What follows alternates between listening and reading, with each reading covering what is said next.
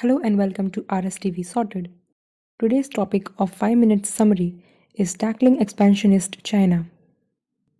The Defense Minister Mr. Rajnath Singh in a recent interview said that there will be no reduction in the troops at LAC till the time there is no status quo there.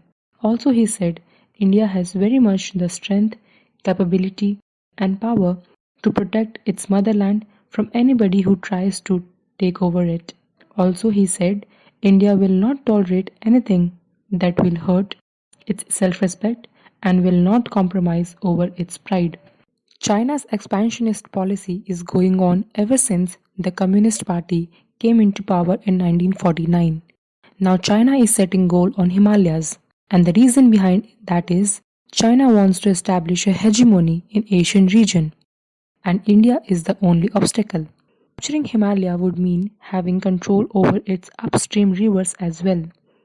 This would allow China to blackmail the countries at the receiving end, majorly India.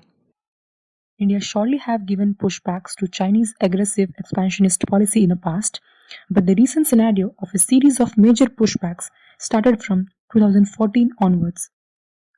India's reaction in Doklam and in Galwan Valley surprised China as it was unexpected for them. Having said that, the international players have also reacted to its expansionist policies. The heated trade war between US and China indicates that most of the Western countries are not giving up the idea of eyeing China as a suspicious country and will definitely try to stop China's expansionism. Further, there is a global divide between the West and China, so India should be able to exploit it. So keeping in mind the current scenario, these are the fissure points that need to be exploited for our own advantage. If US keeps on going with its policy of containment of China, and if the European countries are also on board, then India must join hands with them to raise the cost of expansionism for China.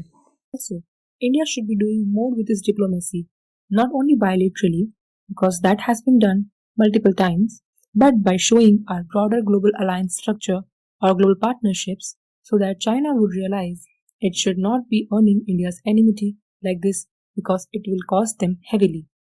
India must use its diplomacy to give them a clear message that they have crossed their limits in all aspects.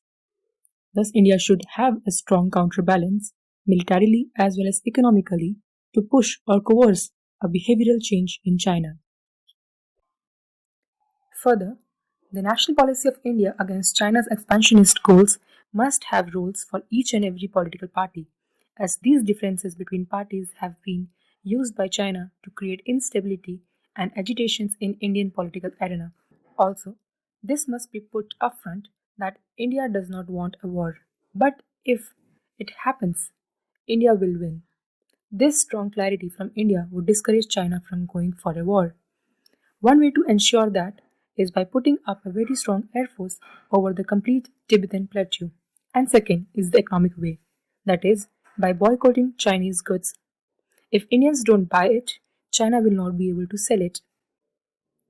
The year 2020 have showed how far can China go with its intentions, but India too is firmly standing on its borders to curb any kind of external aggression, whether it be expansionism or using Pakistan as a proxy to spread terrorism.